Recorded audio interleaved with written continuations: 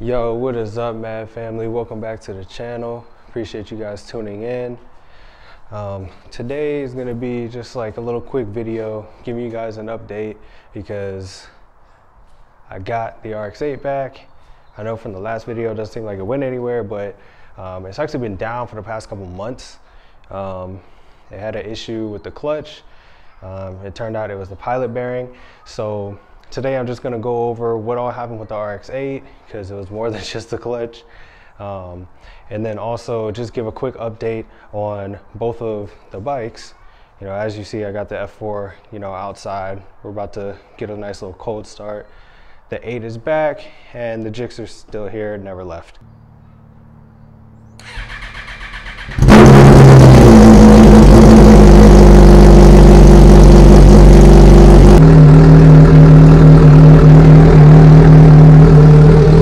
Bike is freaking ridiculous, like absolutely ridiculously loud.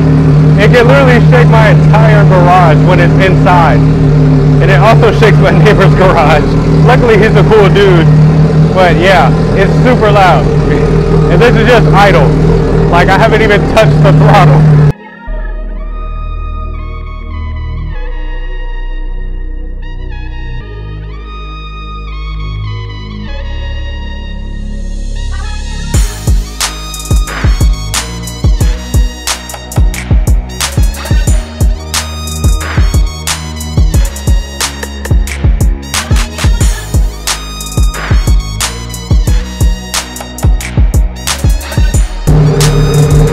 This is definitely the most beautiful bike in the world.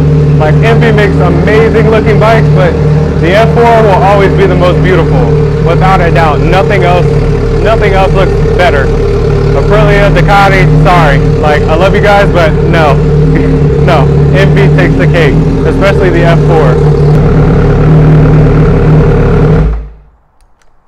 And we're done with the F4.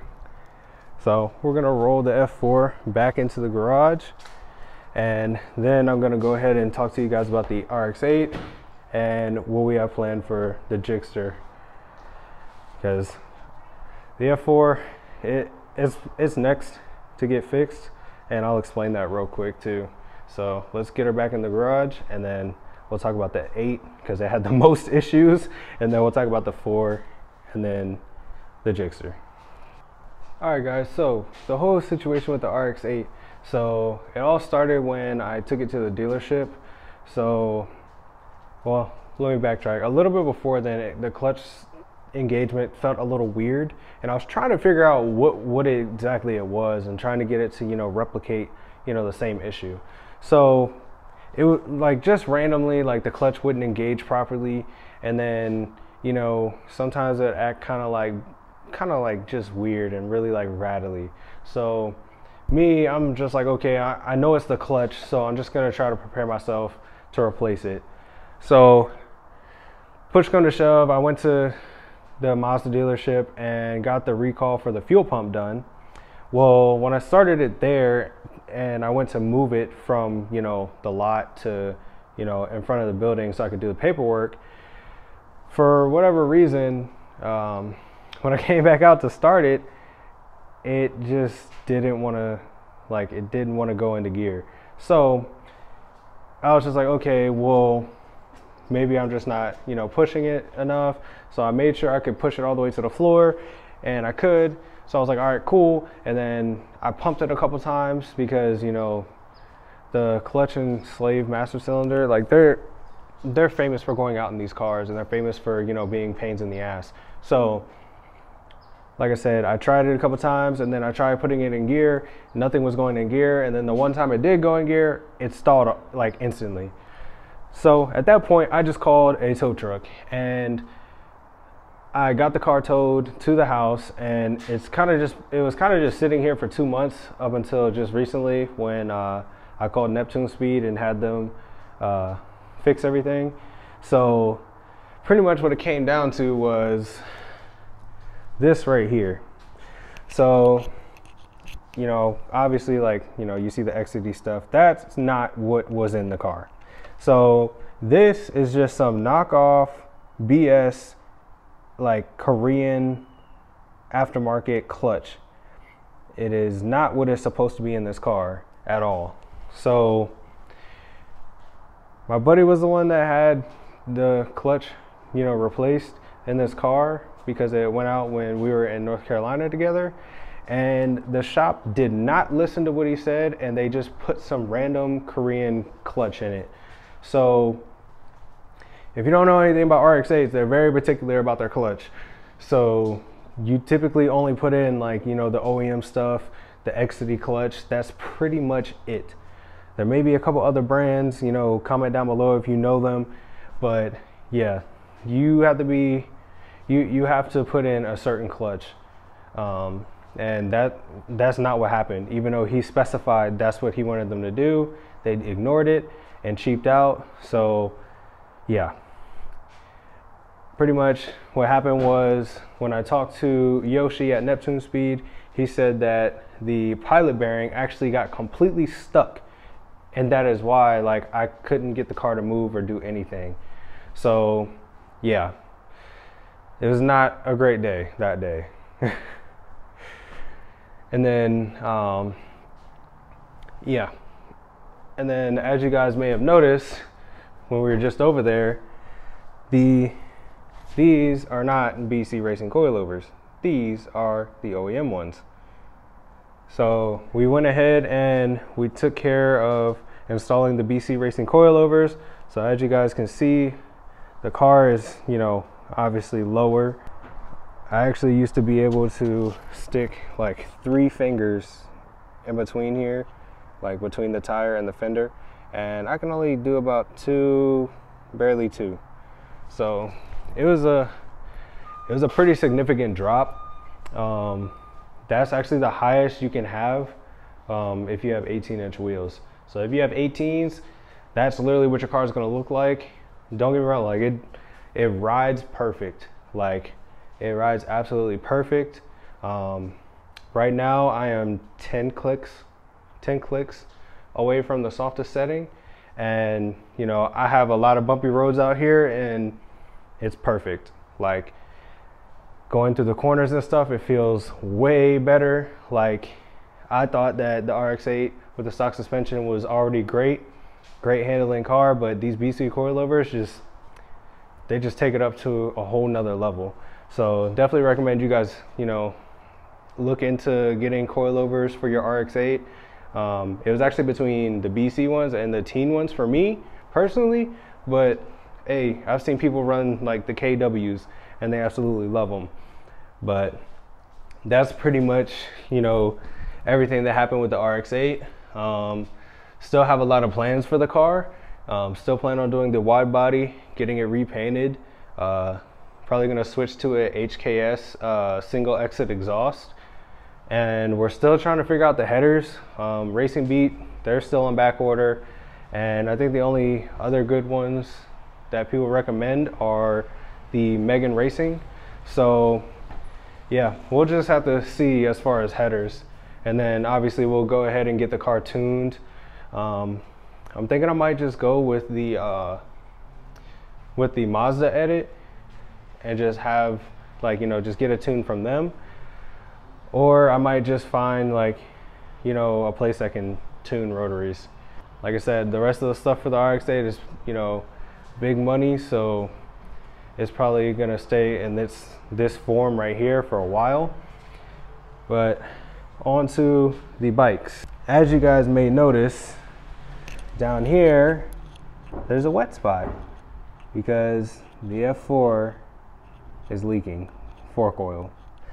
So pretty much I went on a ride with a bunch of YouTubers like Killer Cam and a whole bunch of other people, IMK.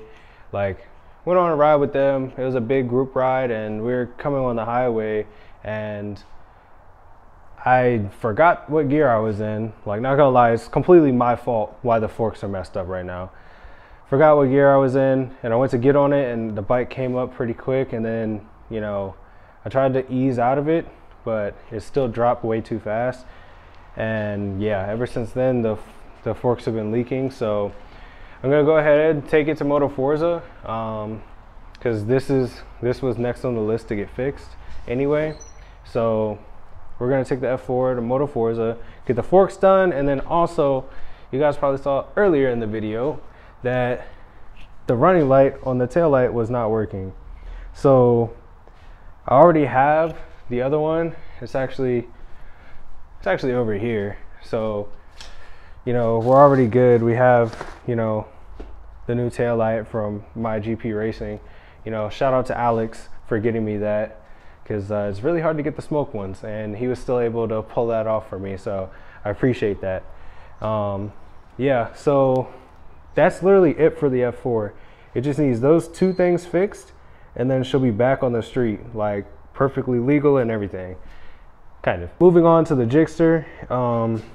We actually have to get new tires for the Gixxter, and I'm probably gonna go ahead and get chain and sprocket for both of these, because it's been a while since I did it for the Gixxter, and same for the F4. Like, so chain and sprocket for both, and then this one in particular needs new tires. I'll probably just get the S22s like I have on the F4, because I like the way they feel.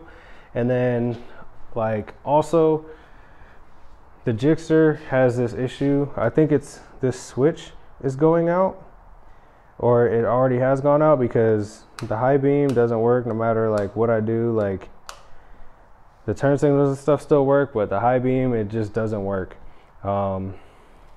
I thought at first maybe it was just the bulb, but yeah, it seems like it's probably most likely the switch.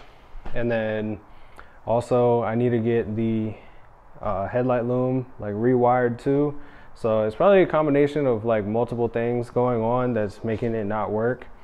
But yeah, once I get that taken care of, like, you know, all the stuff with the F4, because not gonna lie, I enjoy riding the F4 more than the Gixxter, and it's just because it's a fun ass bike.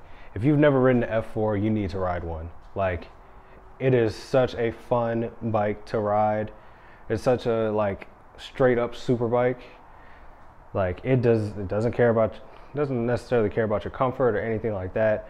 Like, if you tell it to go, it goes and smacks you in the face with power, and I love that. It's definitely a raw super bike. Aside from, you know, that whole thing with the switch, I think that the other issue we're having is a TPS issue, because like when you try to go full throttle, it just does not want to go anywhere. It kind of just bogs and sits there for a second, and then it takes off. So I'm gonna go ahead and get that checked, which is kind of annoying because I just replaced the STVA, which means I had to buy new throttle bodies. So I'm really hoping I don't have to do that again, because I just bought throttle bodies for it to, you know, replace the STVA sensor, and now it looks like we might have to do it for the TPS. So just more money, more problems. But yeah, that's pretty much going to be it for today's video. You know, it was just a quick little video to give you guys an update, you know, on like, you know, where I've been and what I've been trying to do behind the scenes, you know, trying to get all these, you know, fixed, you know, getting everything lined up, you know, all the admin and logistics stuff you guys don't want to see. So yeah, I'll be creating more content. I'm gonna try to do more moto vlogs, because I tried to do a moto vlog for this video, and for whatever reason there was an issue with the mic. Like, it just stopped like recording the audio. I don't know if something came loose or what, but this was actually supposed to be a moto vlog video, not just me walking around the garage again. So yeah, thank you guys for tuning in. Let me know what I can do better in the comment section down below. Like, comment, subscribe, and I'll see you guys in the next one. Peace. Perfect.